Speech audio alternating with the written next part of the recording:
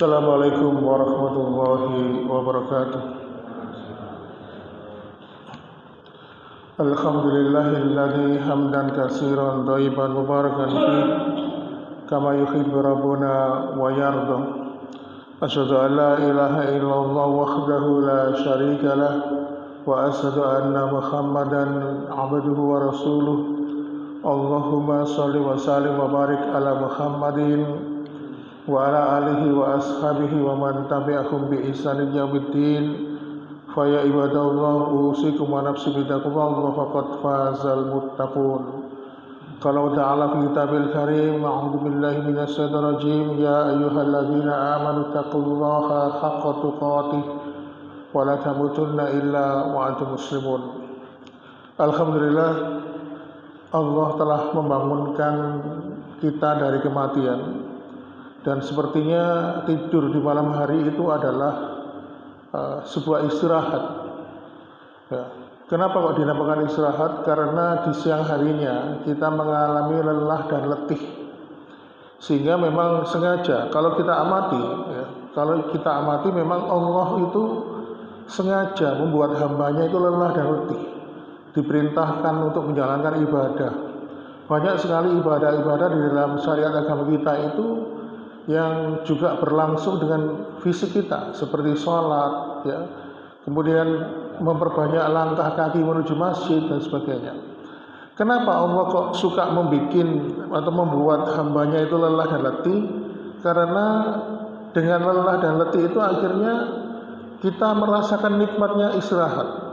Ketika tadi malam kita tidur dengan nyenyaknya, itu sebab karena kita merasa lelah. Dan ternyata ma'asyiral muslimin jamaah sekalian, istirahatnya orang beriman itu, ya, nanti ketika dalam kehidupan akhirat, yaitu ketika sudah mati, maka siapapun hamba Allah di dalam muka bumi ini, mereka semuanya mengalami lelah, baik orang beriman maupun orang-orang yang suka berbuat dosa dan kemaksiatan. Makanya Rasulullah SAW dalam sebuah riwayat Imam Tirmidzi pernah menyampaikan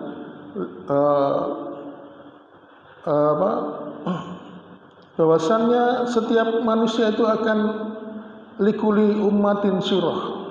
Setiap umat ini, setiap manusia itu pasti akan mengalami lelah.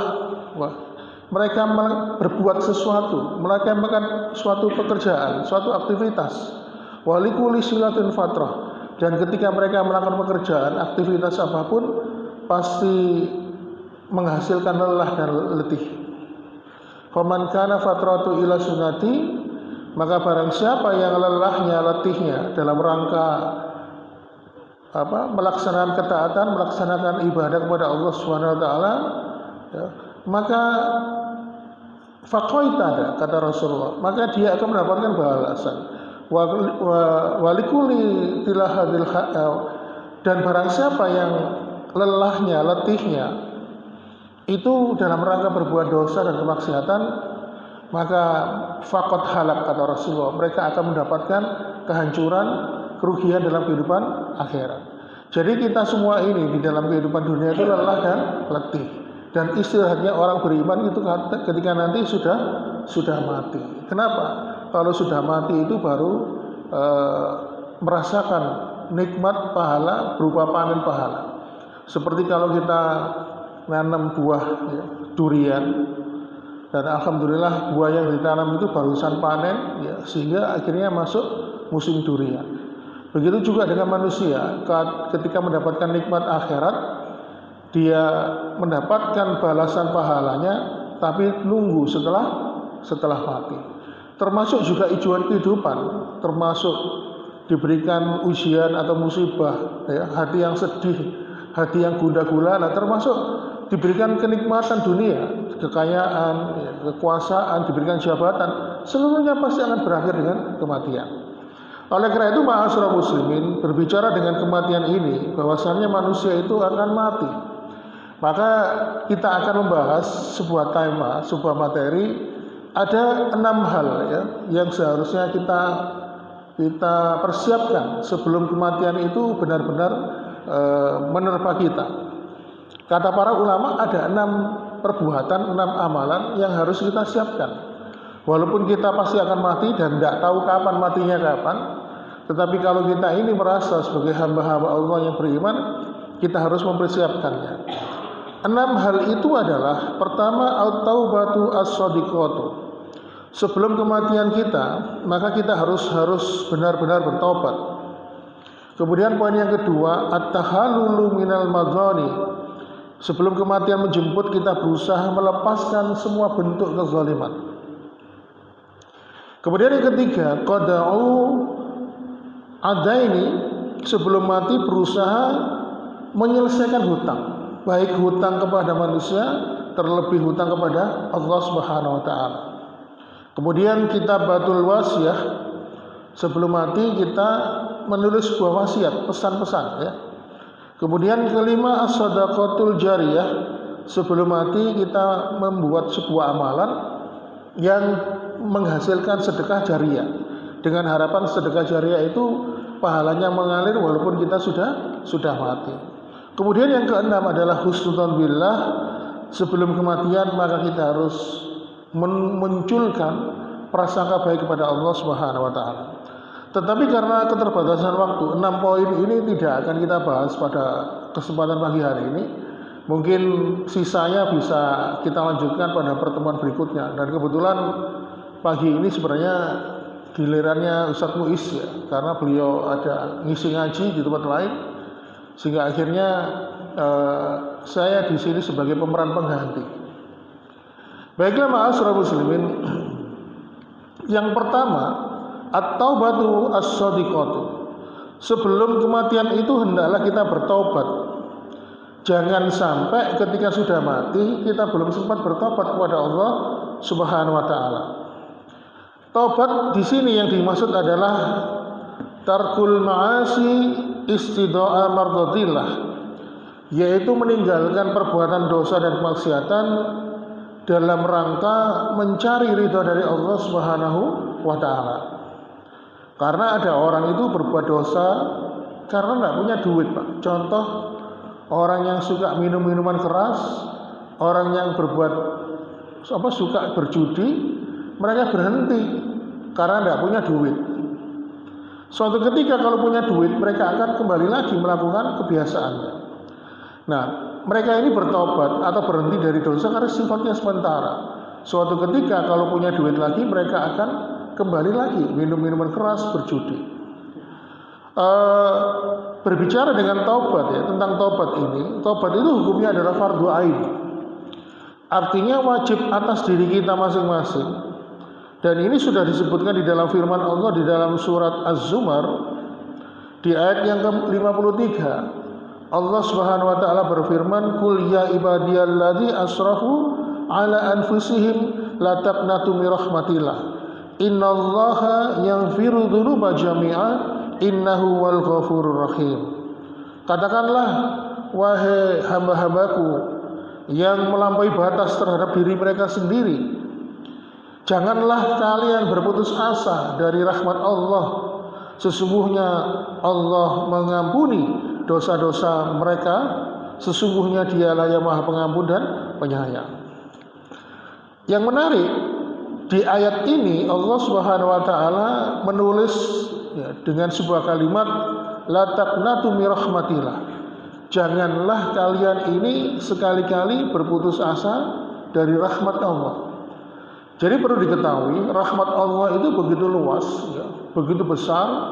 Kadang-kadang orang-orang yang terjerumus dalam dosa dan kemaksiatan itu merasa dosanya itu sudah terlalu besar, sehingga tidak ada rasa muncul, tidak ada harapan untuk diampuni dosa-dosanya. Makanya suatu ketika ada seorang yang membunuh 99 orang, dia datang ke pendeta Yahudi, dia mengatakan, saya telah membunuh orang sebanyak 99 orang. Lalu pendeta itu mengatakan, dosamu kok gede banget, sudah tidak ada ampunan untukmu. Lalu karena kesal, marah, akhirnya dibunuhlah pendeta itu, sehingga akhirnya dia genap telah membunuh 100 orang. Lalu datanglah dia kepada seorang yang alim, mengatakan, saya telah berdosa, saya telah membunuh sebanyak 100 orang. Apakah ada pintu ampunan untuk saya? Lalu orang alim itu mengatakan sesungguhnya rahmat Allah begitu luas. Allah Maha Pengampun, bahkan bisa mengampuni dosa-dosamu walaupun seluas lautan, walaupun setinggi gunung. Sehingga akhirnya dengan kata tersebut akhirnya si laki-laki membunuh 100 orang itu tadi bertobat dan nasuha. Ma'asyiral muslimin, kadang-kadang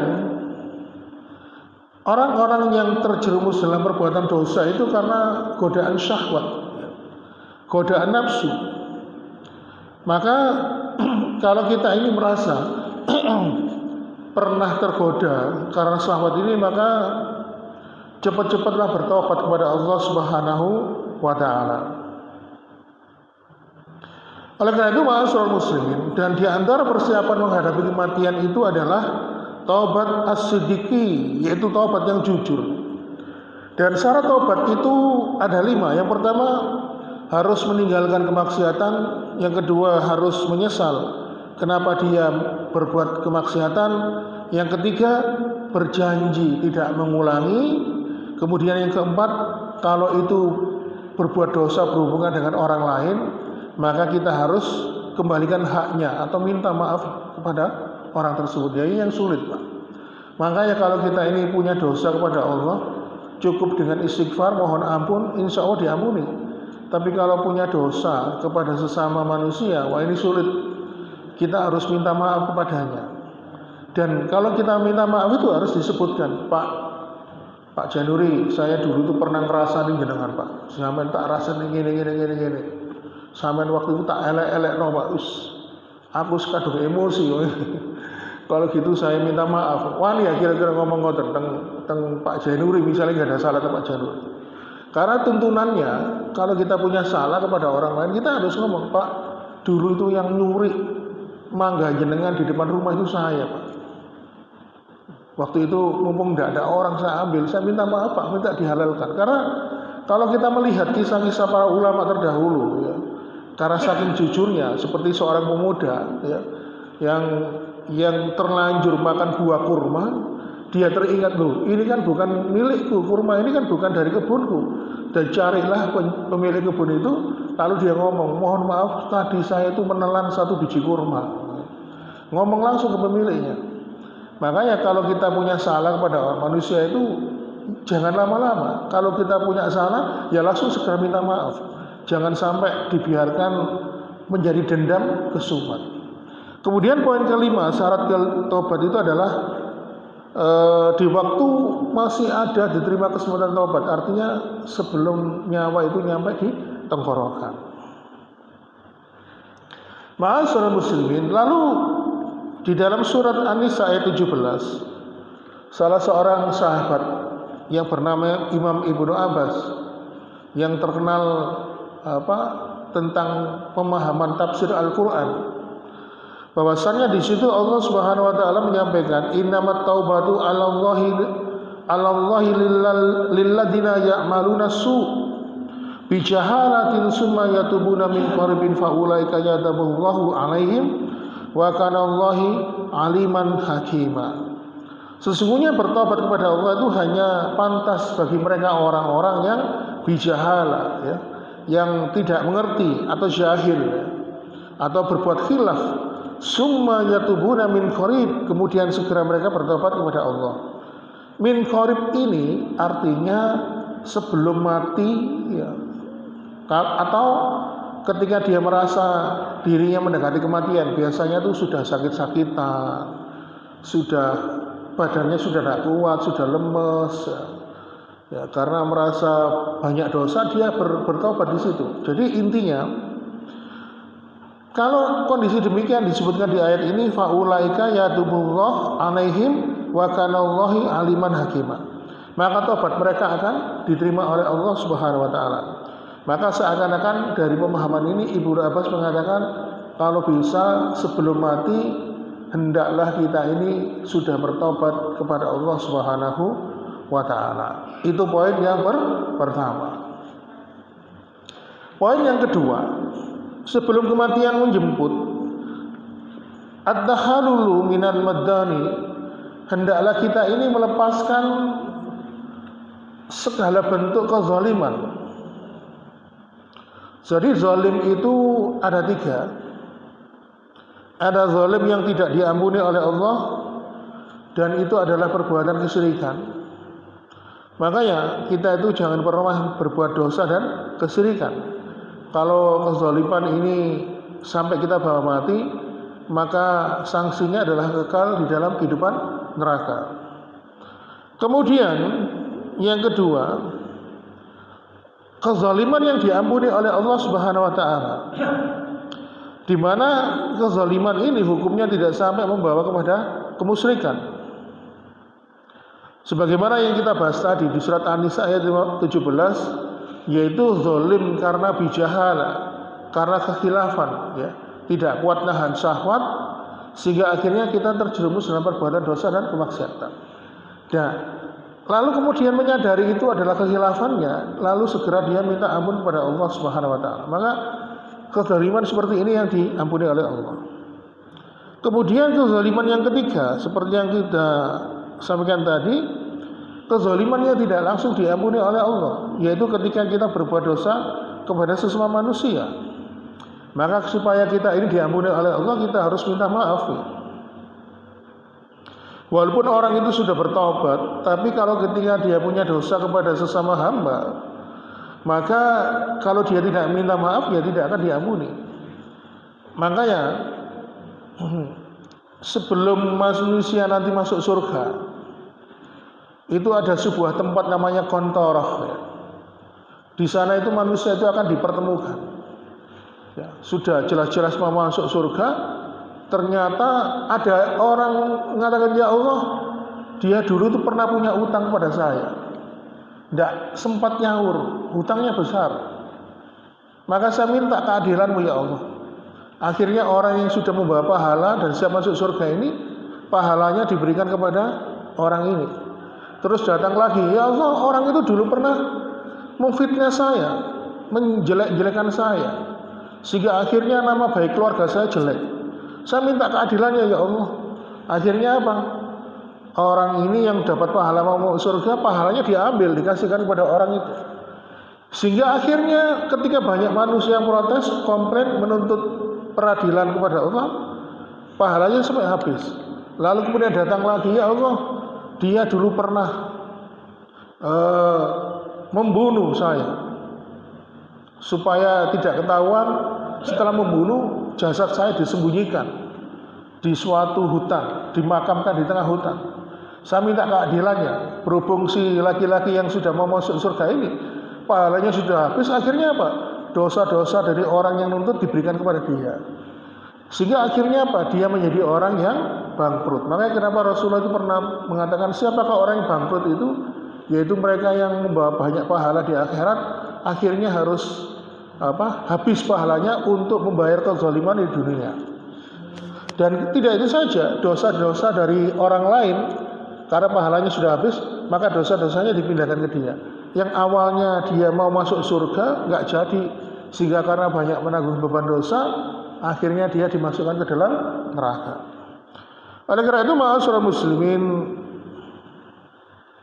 makanya dalam kasus yang paling sering itu kasus masalah pertanahan.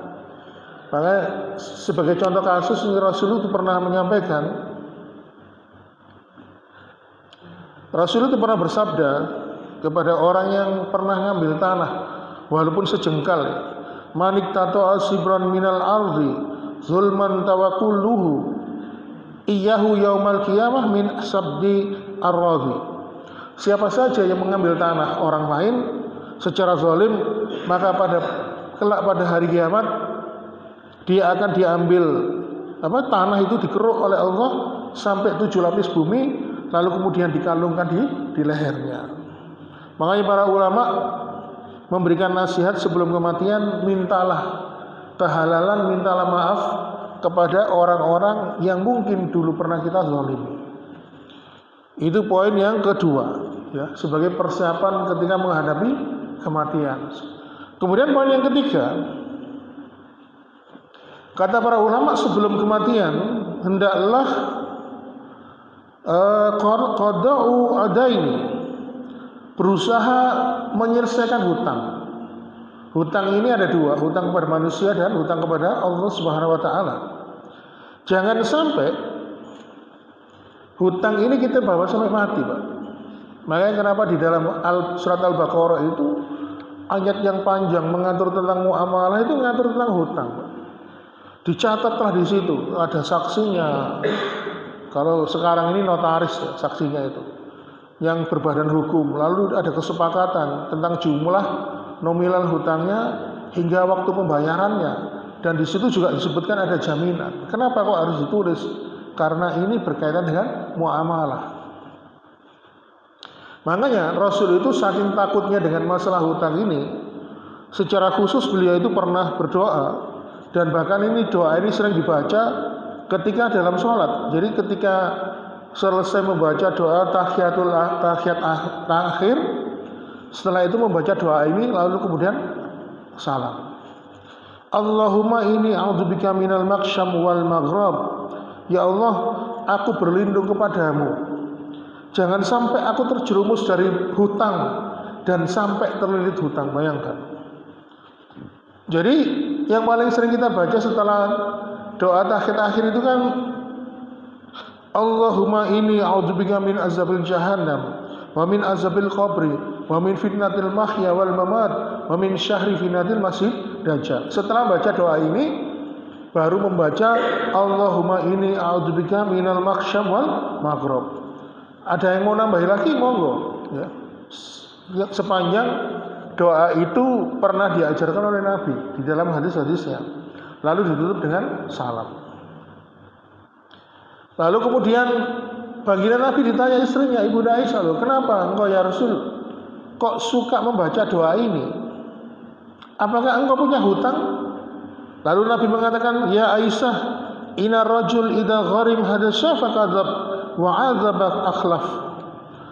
Ya Aisyah, orang itu kalau terlilit hutang, maka dipastikan ada dua perkara yang terdapat pada dirinya, yaitu kalau dia bicara suka dusta, kalau dia berjanji suka khianat. Makanya kenapa kalau kita lihat ada orang nagih-nagih itu mesti besok Pak, yang belum ada Pak, seminggu lagi Pak, kayak gitu. Setelah seminggu sudah janji seminggu ternyata khianat. Waduh Pak, ternyata nggak ada ya. Kayak orang hutang itu suka bohong biasanya karena memang kepepet. Makanya para ulama itu memberikan tuntunan kepada kita kalau hutang itu syaratnya minimal ada 3. Bahwa orang yang berhutang itu punya niat untuk bayar hutang. Soalnya banyak orang itu hutang tapi punya niat gak bayar hutang, bayangkan. Yang kedua, hendaklah orang yang berhutang itu punya keyakinan bisa membayar. Kalau enggak punya keyakinan baik, enggak bisa bayar ya jangan hutang. Kemudian yang ketiga, uang yang kita pakai untuk hutang itu dipergunakan dalam perkara-perkara yang disyariatkan oleh Allah Subhanahu wa taala. Jadi bukan hutang untuk judi, bukan hutang untuk beli minuman keras, ya, bukan untuk beli togel dan sebagainya. Oleh karena itu ma'asyiral muslimin, ini ada sebuah kisah yang cukup menarik. Ada seorang sahabat datang ke rumah Nabi. Ya Rasulullah, baru saja kami ini memandikan jenazah seorang sahabat. Sudah kami kafani, sudah kami sholati, sudah kami urus jenazahnya. Maukah engkau memimpin sholatnya? Sholat jenazah maksudnya. Lalu Rasulullah mengatakan, apakah dia punya hutang? Iya Rasul, dia punya hutang 2 dirham. Lalu kemudian Rasul mengatakan, aku nggak mau nyolati, mau dia punya hutang kok. Lalu akhirnya ada seorang sahabat yang bernama Abu Qatadah mengatakan, ya Rasul, aku bayar hutangnya 2 dirham. Maka marilah kita sholat jenazah. Akhirnya setelah sholat jenazah dipimpin oleh Rasulullah, akhirnya dimakamkan. Nah, keesokan harinya Rasulullah ini ketemu Abu Qatadah. Abu Qatadah, gimana? Apakah sudah kamu bayar hutangnya? Loh, belum ya Nabi. Wong matinya baru aja kemarin kok. Loh, kalau bisa kamu itu sudah janji bayar hutang, cepet kamu bayar hutangnya. Lalu keesokan harinya Nabi ketemu lagi dengan Abu Qatadah. Gimana? Apakah sudah kamu bayar hutangnya? Sudah ya Rasul, sudah aku bayar hutangnya. Ketahuilah kata Rasulullah, sebelum kamu bayar hutangnya, kuburannya itu panas.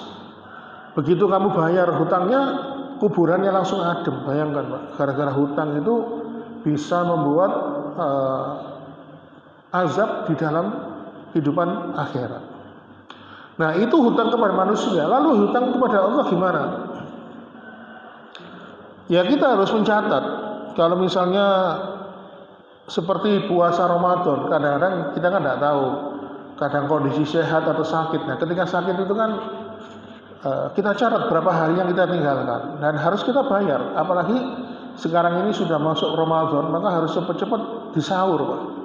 Namanya hutang kepada Allah itu harus disaur. Dan ini juga harus diketahui oleh keluarga, minimal istri lah. Tujuannya apa? Nek belum sempat nyaur hutang puasa, sudah meninggal dunia, maka nanti ketika sudah meninggal akan dibayarnya fidyahnya. Jadi hutang ini harus tertunaikan, termasuk kuat nadar dan janji. Dulu pernah kita membahas kisah Nabi Ibrahim itu, kenapa kok diperintahkan menyembelih putranya? Itu ternyata karena nadar. Karena Nabi Ibrahim itu pernah mengatakan, aku ini sangat cinta kepada Allah Subhanahu wa taala. Jika seandainya aku ini dikaruniai anak yang tampan rupawan dan aku disuruh menyembelihnya, pasti aku nyembelih. Kenapa Nabi Ibrahim mengatakan begitu? Karena bertahun-tahun kepingin punya anak, tak punya anak. Saking besar harapannya ingin punya anak, sampai ngomong gitu. Akhirnya perkataan Nabi Ibrahim ini direkam oleh Allah, lalu dimintai pertanggungjawabannya. Sehingga akhirnya ada syariat tentang kurban. Nah kadang-kadang kita itu kan mudah, terus gampang, pokoknya nanti saya bantu masjid ini sekian juta, atau insya Allah saya dapatkan bantuan ini, sudah saya kadang-kadang gitu kan. Tapi kadang-kadang namanya manusia itu kadang-kadang lupa Pak. Oleh karena itu kita itu jangan sembarangan ngomong ya, yang yang mengandung janji di dalamnya. Kalau itu nanti tidak dibayar, wah bahaya itu. Karena itu statusnya janji kepada Allah. Makanya Allah Subhanahu wa taala memberikan tuntunan di dalam Al-Qur'an, kalau kamu bersumpah atau berjanji tidak sempat atau tidak mampu mewujudkan sumpahmu, kafaratnya adalah berpuasa 3 hari berturut-turut. Kalau tidak bisa ya kamu membelikan pakaian, sandang dan pangan untuk 10 orang miskin. Nah ke 10 orang ini statusnya harus sama, miskin. Tidak boleh setengah soge, pokoknya harus miskin. Kalau diketahui di antara mereka itu tidak ada yang miskin, maka batal. Kalau tidak bisa ya bisa diganti dengan memberikan makan kepada orang-orang fakir dan miskin. Bayangkan itu karena masalah janji ya. Walaupun kita itu tanpa sadar mengucapkan ya. Walaupun kan tanpa sadar kita itu terucap, itu ditulis oleh Allah Subhanahu wa taala sebagai janji. Baiklah ma'asyiral muslimin, karena keterbatasan waktu kita bahas sampai 3 poin saja. Poin keempat, kelima, dan keenam insya Allah akan kita lanjutkan pada pertemuan yang akan datang. Demikian yang dapat kami sampaikan. Mohon maaf bila kekurangan. Kita akhiri dengan doa kafaratul majelis. Subhanallah wa bihamdika asyhadu an la ilaha illa anta astaghfiruka wa atubu ilaik. Wassalamualaikum warahmatullahi wabarakatuh.